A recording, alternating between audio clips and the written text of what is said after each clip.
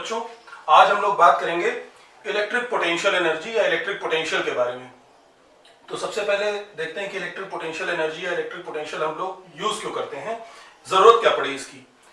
अभी तक हम लोगों ने इलेक्ट्रिक फील्ड को एक्सप्रेस करने के यानी रिप्रेजेंट करने के दो मेथड्स देखे। पहला क्या देखा, इलेक्ट्रिक फील्ड लाइंस यानी विद्युत बल रेखाएं। ये क्या है, पिक्चर के फॉर्म में यानी ग्राफिकली कॉन्टिन्यूअस कर्व्स के फॉर्म में हम लोग क्या करते हैं, इलेक्ट्रिक फील्ड को रिप्रेजेंट करते हैं। किससे? इलेक्ट्रिक फील्ड लाइन से। सेकेंड आपने क्या देखा, वेक्टर ई यानी इसको क्या बोलते हैं, electric field intensity. Electric field intensity, ये जो वेक्टर ई है इलेक्ट्रिक फील्ड इंटेंसिटी, ये क्या रिप्रेजेंट करता है, किसी पॉइंट पर इलेक्ट्रिक फील्ड की स्ट्रेंथ को बताता है। किसके फॉर्म में, फोर्स के। फोर्स के फॉर्म में बताता है ना यार। E इज इक्वल टू क्या पढ़ा है आपने, F अपॉन क्यू नॉट। यानी किसी इलेक्ट्रिक फील्ड में किसी पॉइंट पर अगर हमें इलेक्ट्रिक फील्ड इंटेंसिटी या स्ट्रेंथ पता करनी है तो हम क्या करते हैं, उस पॉइंट पर एक यूनिट पॉजिटिव टेस्ट चार्ज रखते हैं और उस पर जितना फोर्स लगता है वो उस पॉइंट पर क्या कहलाती है, इलेक्ट्रिक फील्ड इंटेंसिटी कहलाती है। यानी electric field intensity electric field को फोर्स के फॉर्म यानी इलेक्ट्रिक फील्ड की स्ट्रेंथ को फोर्स के फॉर्म में रिप्रेजेंट करती है। ठीक है, अब देखो अगर किसी चीज की तुमको स्ट्रेंथ पता करनी है तो आप लोग क्या करते हो, या तो उससे लगने वाला फोर्स, या दूसरा काम हम क्या करते हैं, स्ट्रेंथ तब पता लगती है कि किसी चीज के अपोज में कितना वर्क करना पड़ा है, यानी कितना एनर्जी लॉस करना पड़ा है ना। तो अब हम एक ऐसे फैक्टर से डिफाइन करेंगे, तीसरा, जो इलेक्ट्रिक फील्ड की इंटेंसिटी को यानी इलेक्ट्रिक फील्ड की स्ट्रेंथ को किसी पॉइंट पर बताएगी। किसके फॉर्म में, एनर्जी या वर्क के फॉर्म में, कि किसी पॉइंट पर इलेक्ट्रिक फील्ड की एनर्जी क्या है या इलेक्ट्रिक फील्ड के अपोज में कितना वर्क करना पड़ेगा। तो वो ये एनर्जी और वर्क कैसी क्वांटिटी है, स्केलर क्वांटिटी है। यानी अब जो हमारा फैक्टर निकलेगा, जो हमारा वेरिएबल आएगा, वो भी क्या होगा, एक स्केलर होगा। और उसी को हम लोग क्या बोलते हैं, V या U। V क्या है, इलेक्ट्रिक पोटेंशियल, या इसी को क्या बोलते हैं,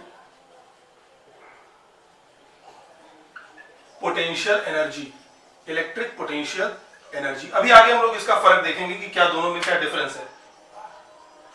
तो ये हम लोगों ने जाना कि ये जो इलेक्ट्रिक पोटेंशियल या पोटेंशियल एनर्जी है, ये करती क्या है, दिस रिप्रेजेंट्स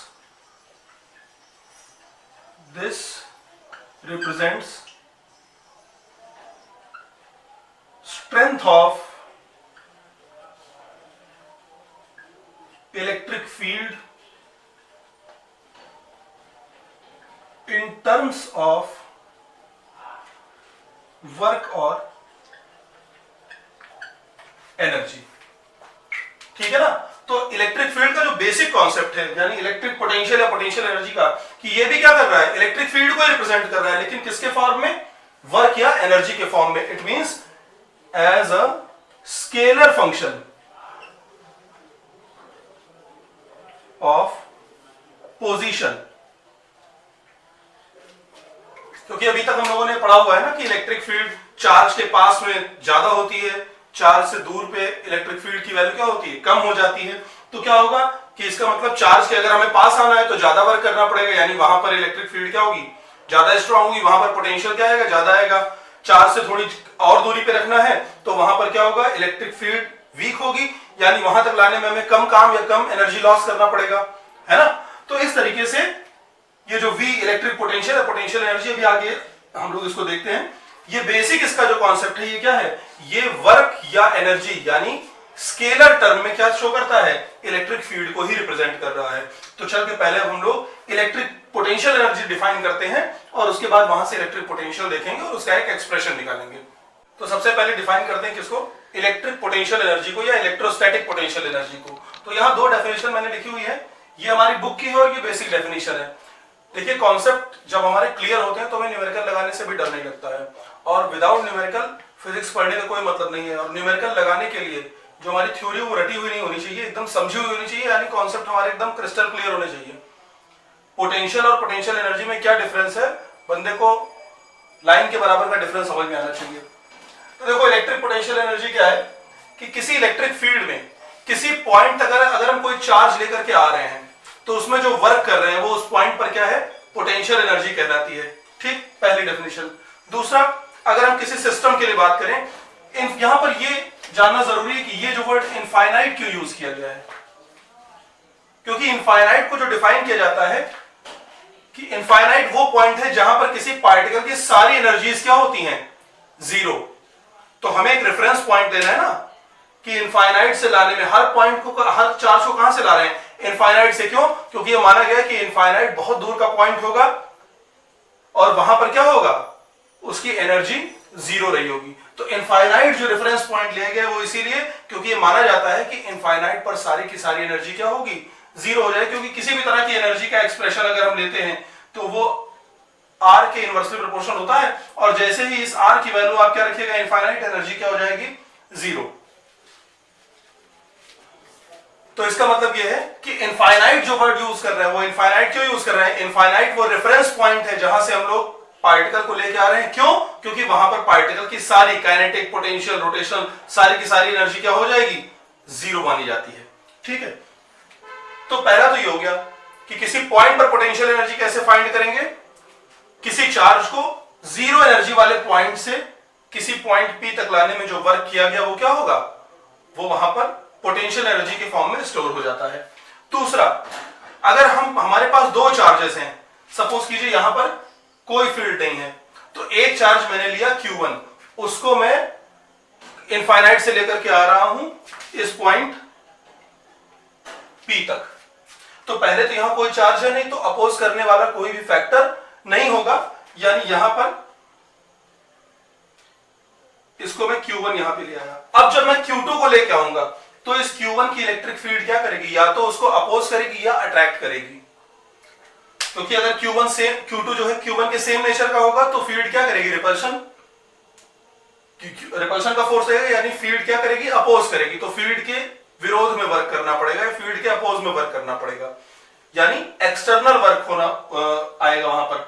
और अगर क्या है, Q2 निगेटिव है, Q1 हमारा पॉजिटिव और Q2 नेगेटिव है, तो कोई एक्सटर्नल वर्क नहीं, फील्ड खुद ब खुद वर्क कर लेगी, अट्रैक्ट कर लेगी। और इसको सपोज करो यहां तक Q तक ले आए हैं, Q2।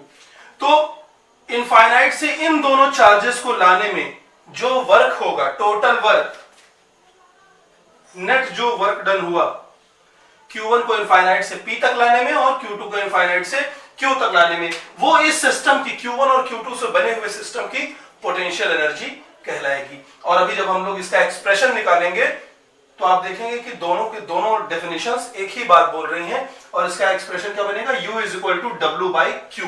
बुक में यहां माइनस लगा है, लेकिन मैंने माइनस नहीं लगाया। क्यों? क्योंकि अभी हम लोग देखेंगे कि कब हमारा वर्क पॉजिटिव होता है और कब वर्क नेगेटिव होता है।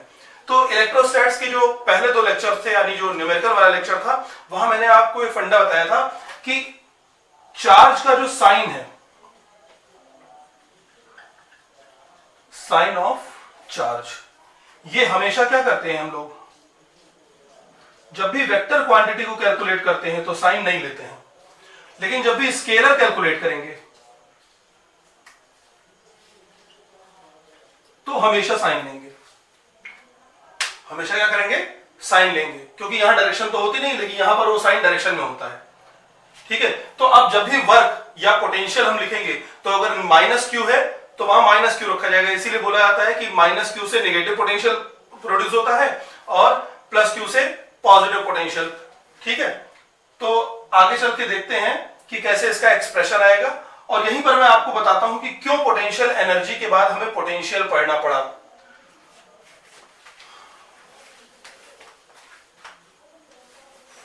तो देखिए, सपोज करो कि यहां पर अपने पास एक चार्ज है,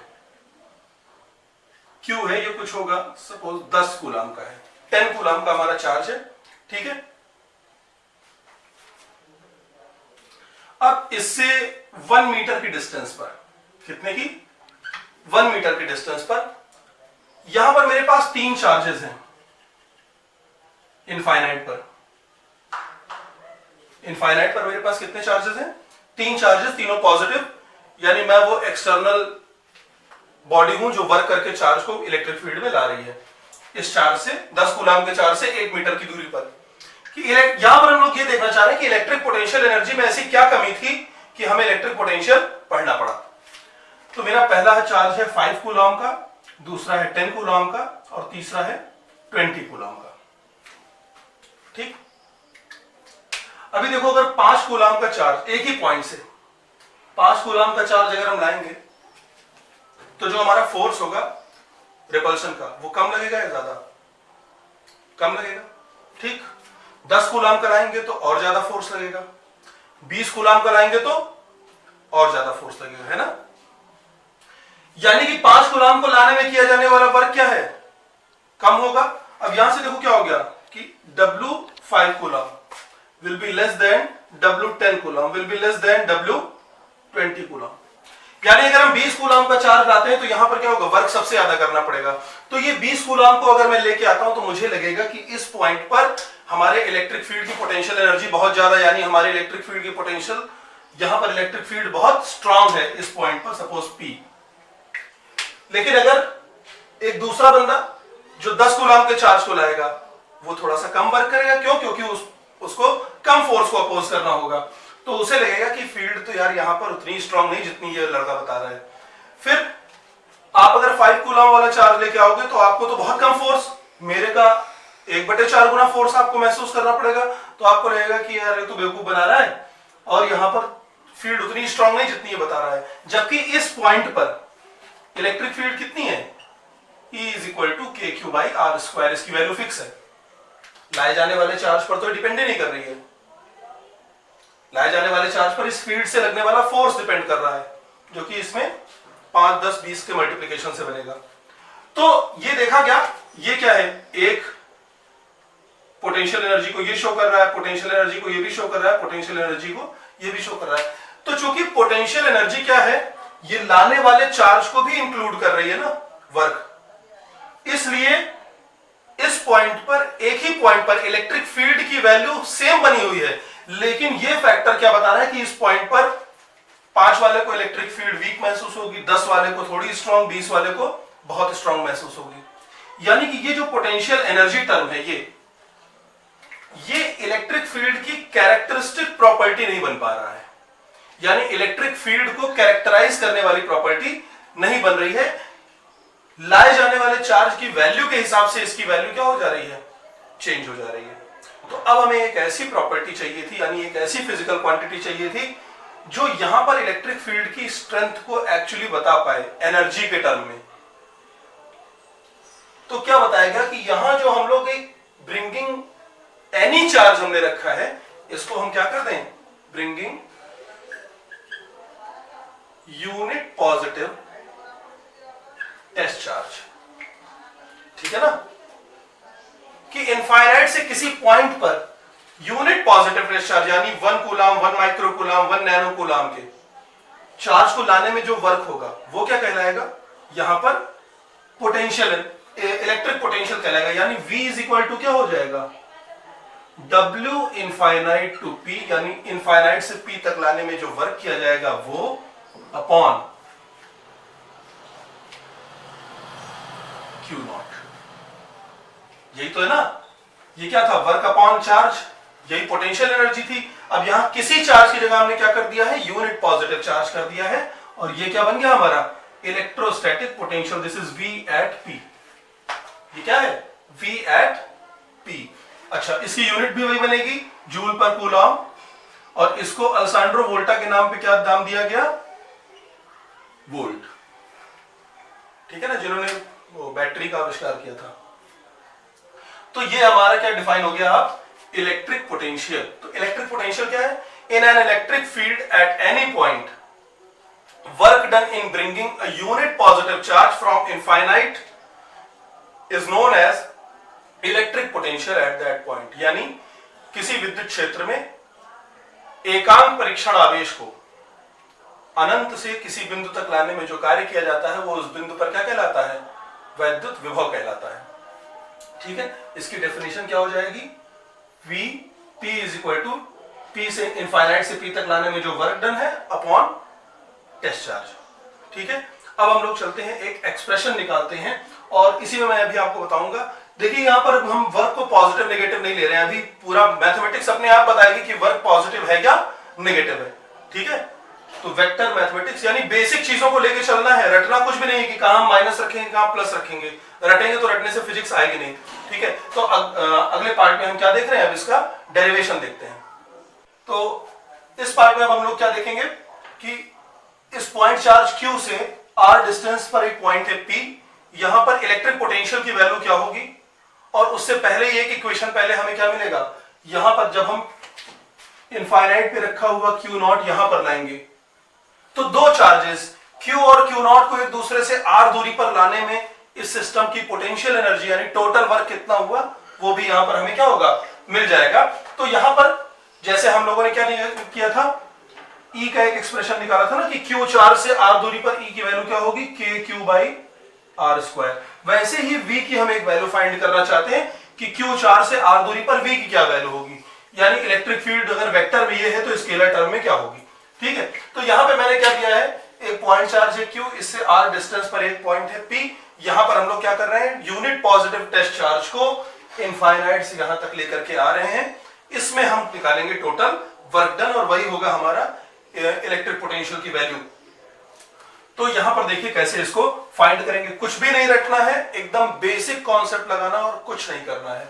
सपोज करो कि यहां से Q0 को हम लोग लेके चले, कहां तक ला रहे हैं, P तक।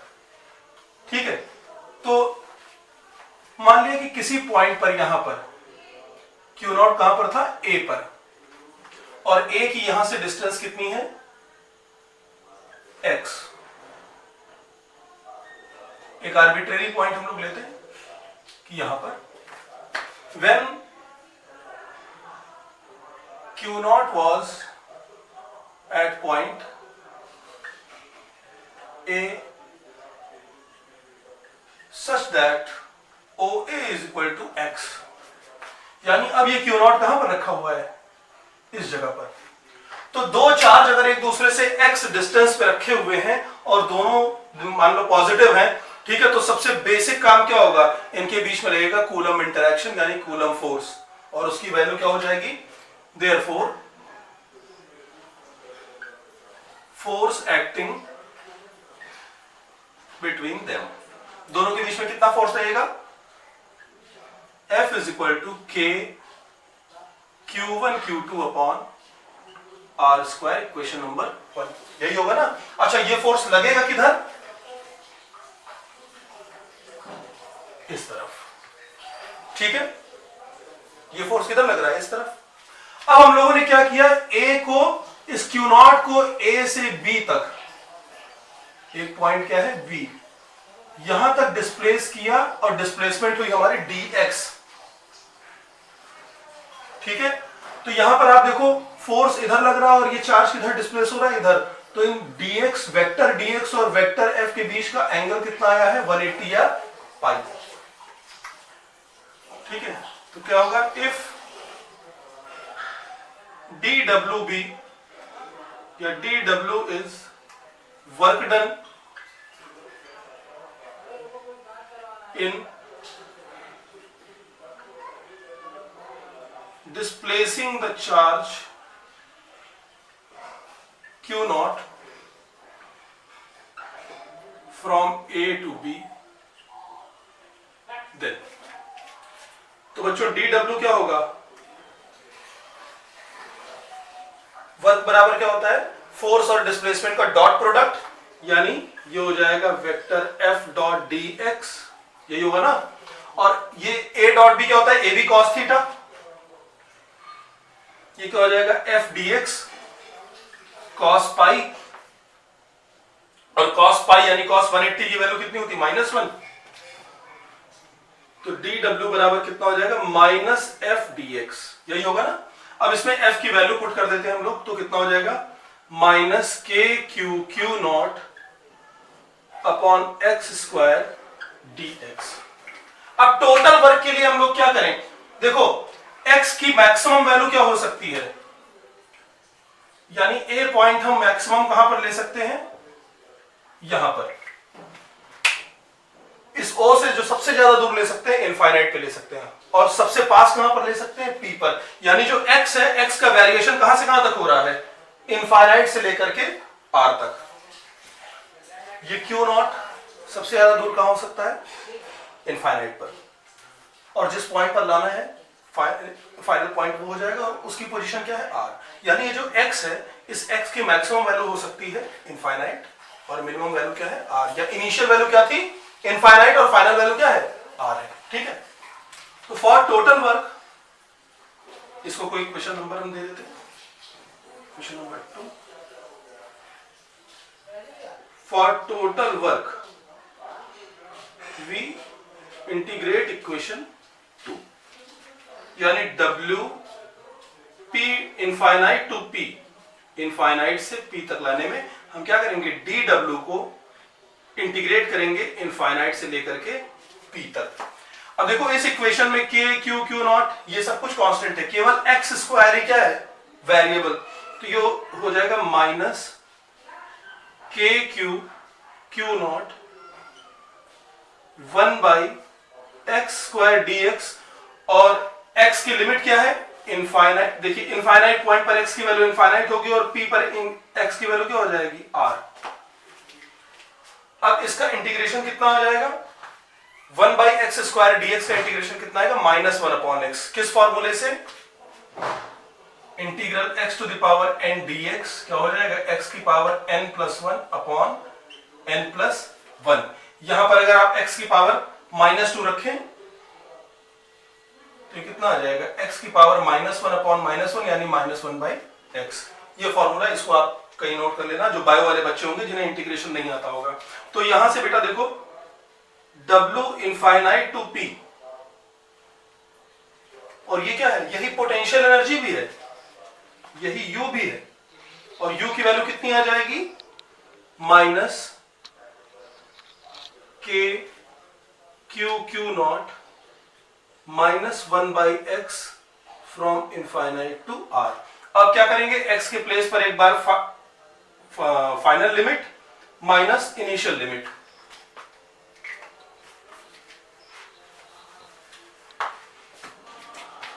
तो u या हमारा W P to infinite to P, ये कितना आ जाएगा, ये माइनस माइनस मल्टीप्लाई होकर प्लस हो जाएंगे, और ये हमारा आ जाएगा K Q Q not 1/R minus 1/इनफाइनाइट, और ये टर्म 0 हो जाएगा। तो U या W इनफाइनाइट टू P ये कितना आ जाएगा, K Q Q not upon R।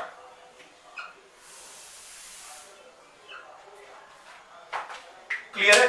अभी देखो अगर यहां पर ये क्या होता, ये नेगेटिव होता, ठीक है ना, ये क्या होता, नेगेटिव होता, माइनस क्यू चार्ज होता, और ये प्लस क्यू होता, तो ये जो फोर्स लगता है ये dx के डायरेक्शन में लगता, यानी फील्ड खुद वर्क करती कि ना करती, तो यहां पर ये माइनस साइन एक अपने आप जनरेट हो जाता।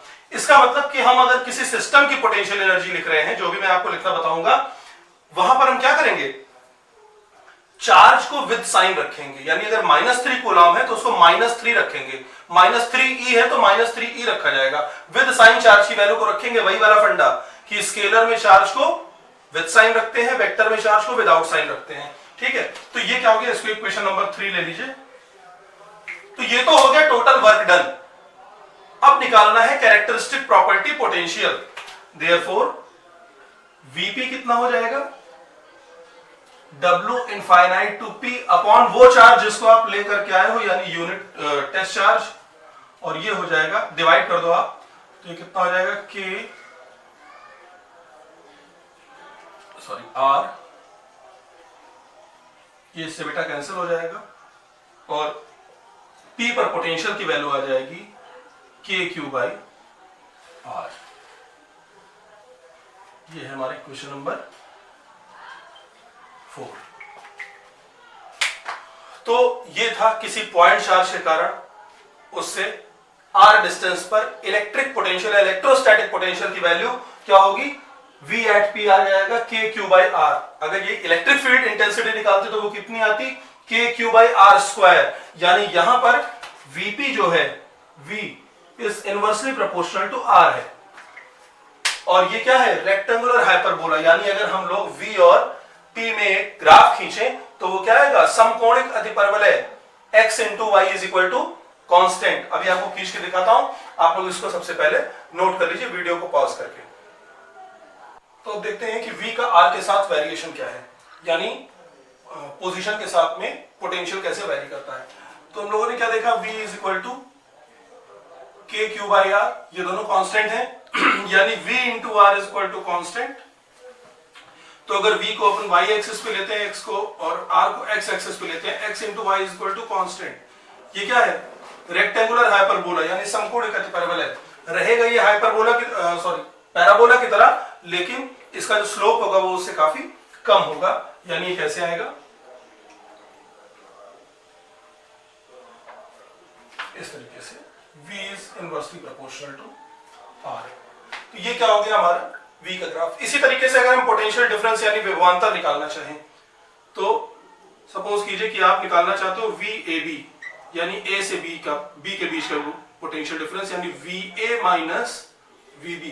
तो ये क्या हो जाएगा, वर्क डन कहां से कहां तक, A से B तक, यानी कहां से लेकर के VAB निकाल रहे हैं ना, VA माइनस VB, यानी फाइनल पोजीशन क्या है, A है, और इनिशियल पोजीशन क्या है, B। तो B से लेकर A तक, यानी WBA upon positive charge, unit positive charge, या जो भी चार्ज आप लेकर के आ रहे हो, ठीक है। ये क्या हो जाएगा, electric potential difference, electric potential difference. इस पर एक छोटा सा बहुत बेसिक सा क्वेश्चन आपको करके बता रहा हूं मैं। देखो इसको बेटा हम लोग किससे समझते हैं, एक एग्जांपल से। सपोज करिए कि एक पॉइंट है A और यहां पर पोटेंशियल है 10 वोल्ट, और दूसरा पॉइंट है B, यहां पर पोटेंशियल है -20 वोल्ट। क्लियर है ना, एक जगह पॉजिटिव पोटेंशियल है, दूसरी जगह नेगेटिव। अब एक इलेक्ट्रॉन है, उसको हमें A से B तक ले जाना है, तो वर्क डन A से B तक ले जाने में वर्क डन कितना होगा, ये फाइंड करना है। तो थोड़ा सा लॉजिक लगाना, रटना कुछ नहीं। यहां पे इलेक्ट्रॉन पर कैसा चार्ज होता है, माइनस का, और इलेक्ट्रॉन के चार्ज की वैल्यू कितनी होती है, स्केलर क्वांटिटी में लिखेंगे, इसलिए चार्ज के साथ वैल्यू के साथ माइनस का साइन लगा रहा हूं, ठीक है। तो -1.6 इंटू 10⁻⁻⁹ कूलॉम, ठीक। अब देखो यहां पे क्या होगा कि ये पॉजिटिव चार्ज है, नेगेटिव को अपनी तरफ अट्रैक्ट करेगा, जाने नहीं देगा। यानी वर्क कैसा होगा, एक्सटर्नल, किसी बाहरी फोर्स के द्वारा वर्क करना पड़ेगा। That is work will be done by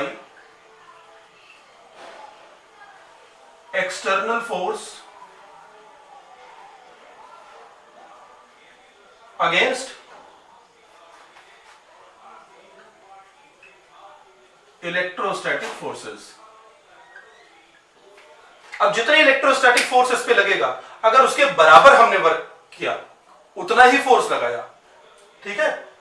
यानी जितना वर्क इलेक्ट्रोस्टैटिक फोर्सेस कर रहे हैं, उतना ही वर्क अगर बाहरी फोर्स ने किया, तब तो ये यूनिफॉर्म मोशन करता हुआ चला जाएगा। क्लियर है। लेकिन अगर क्या हुआ, बाहर का जो फोर्स है वो इलेक्ट्रोस्टैटिक, बाहर का जो वर्क है यानी बाहर से जो एनर्जी दे रहे हैं वो इलेक्ट्रोस्टैटिक फोर्सेस के द्वारा किए गए वर्क से ज्यादा अगर होगा, तो इसके पास जो एक्सेस एनर्जी बचेगी, सपोज कीजिए कि ये जो इलेक्ट्रोस्टैटिक फोर्सेस हैं ये इसको 100 जूल के वर्क से रोक रहे हैं, और आपने 100 जूल का वर्क किया, तो ये A से B तक शिफ्ट होगा, लेकिन यूनिफॉर्म मोशन करेगा, क्योंकि इस पर नेट फोर्स कितना हो जाएगा, 0। लेकिन अगर आपने इसकी जगह इसको कितना दे दिया, 120 जूल, एक्सटर्नल वर्क कितने का किया, 120 जूल का, ठीक है। तो देखो यहां पे क्या हो जाएगा, 20 जूल के एक्स्ट्रा एनर्जी इसके पास आई ना, वो एनर्जी क्या करेगी, इस चार्ज को एक्सीलरेट कर देगी। यानी अब इसकी मोशन यूनिफॉर्म ना होकर के कैसी हो जाएगी, नॉन यूनिफॉर्म। तो अपने वर्क से हम लोग ये भी फाइंड कर सकते हैं कि ये चार्ज A से B तक कैसे जाएगा, यूनिफॉर्मली जाएगा या नॉन यूनिफॉर्म मोशन करके जाएगा। तो चलो यहां पे देखते हैं हम लोग सबसे पहले। तो फॉर्मूला क्या है, VAB या VA minus VB is equal to हमारा WAB तो हमें ये पता करना है कि A से B तक ले जाने में कितना वर्क किया, यानी we have to find WA to B। Initial position क्या है A, फाइनल पोजीशन क्या है B। तो ये किसके बराबर हो जाएगा, इस Q को इधर मल्टीप्लाई कर दें तो Q है यहां पर हमारा E, और फाइनल पोजीशन यानी VB माइनस इनिशियल पोजीशन यानी VA, यही तो पता करना है। अब सबकी वैल्यू विद साइन रख दो, क्योंकि वर्क कैसी क्वांटिटी है, स्केलर क्वांटिटी।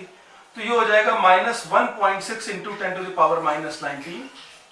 VB कितना है, -20 -10, यानी ये हो जाएगा -1.6 into 10 to the power -19 into -30 minus minus plus, यानी ये हो जाएगा हमारा 4.8 into 10 to the power -18 joule. इतना वर्क एक्सटर्नल फोर्स कर रहा है A से B तक ले जाने के लिए, और इलेक्ट्रोस्टैटिक फोर्सेस इतना ही वर्क कर रहे हैं इसको रोकने के लिए। यानी अगर आप इतने जूल का वर्क करोगे तब तो क्या हो जाएगा, ये जो इलेक्ट्रॉन है ये A से B तक यूनिफॉर्म मोशन में जाएगा, यानी कांस्टेंट वेलोसिटी के साथ जाएगा। लेकिन अगर आपने इससे ज्यादा वर्क किया, एक्सटर्नल वर्क क्या है, इससे ज्यादा अगर हो जाएगा तो जो एक्सेस वर्क होगा उस वर्क से क्या हो जाएगा, ये जो इलेक्ट्रॉन है ये नॉन यूनिफॉर्म यानी एक्सेलरेटेड मोशन करते हुए कुछ ना कुछ एक्सेलरेशन लेकर के A से B तक मूव करेगा। तो ये इस पर एक बेसिक क्वेश्चन था, ठीक है। अब अगर सपोज करो प्लस Q से R डिस्टेंस पर पोटेंशियल कितना है, V is equal to KQ by R। अगर माइनस Q होता तो उससे R दूरी पर V कितना होता, अभी आपको पहले प्रूफ में बताया है कि वर्क निगेटिव आता ना तो Q नॉट से डिवाइड करने पे भी, यानी ये होता -KQ बाई R, ठीक है। यानी इस पॉजिटिव चार्ज से पॉजिटिव पोटेंशियल, नेगेटिव चार्ज से नेगेटिव पोटेंशियल। इसके बाद potential by V due to a system of charge.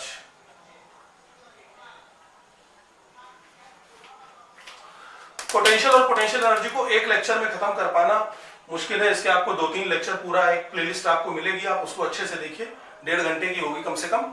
लेकिन ये मैं गारंटी देता हूं कि इसके बाद आपको पोटेंशियल का कोई भी क्वेश्चन नहीं फंसेगा और कॉन्सेप्ट क्लियर हो जाएगा। मेरी पूरी कोशिश यही रहेगी।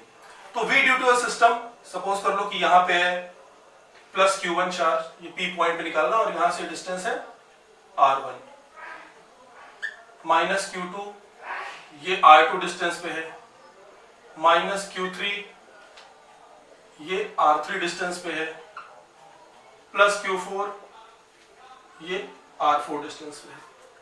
तो चूंकि स्केलर क्वांटिटी है, इससे यहां पर कितना पोटेंशियल, अब देखो V एट P, 4 चार्ज है, ये सारे जितना पोटेंशियल पैदा करेंगे सब जुड़ जाएगा, अलजेब्राइक सम, यानी VP इस क्या है, अलजेब्राइक सम, यानी सम विद साइन सम होगा, बीजगणितीय योग। तो VP कितना हो जाएगा, इससे पॉजिटिव, K सब में कॉमन आ जाएगा, Q1 बाई R1, इससे negative minus Q2 by R2, इससे negative minus Q3 by R3, इससे positive, plus Q4 by R4। अगर ऐसे n तक होता तो प्लस या माइनस जो भी इनका साइन होता Qn अपॉन Rn। यानी हमको क्या करना है, सिंपली सबका जोड़ देना है विद साइन, यानी पॉजिटिव नेगेटिव जो भी पोटेंशियल है उसको क्या कर देना है, जोड़ देना है। तो इसका कुछ पार्ट मैंने यहां पर कवर करने की कोशिश की है। अगले पार्ट में हम देखेंगे कि किसी सिस्टम ऑफ चार्जेस की पोटेंशियल एनर्जी कैसे लिखते हैं, इक्विपोटेंशियल सरफेस क्या होता है, और जो दो विधियां हैं हमारी, यानी एक स्केलर टर्म और एक वेक्टर टर्म, उनमें रिलेशन क्या है। तो तब तक आप वीडियोस को देखते रहिए, लाइक कीजिए और इसी तरीके से साथ बने रहिए।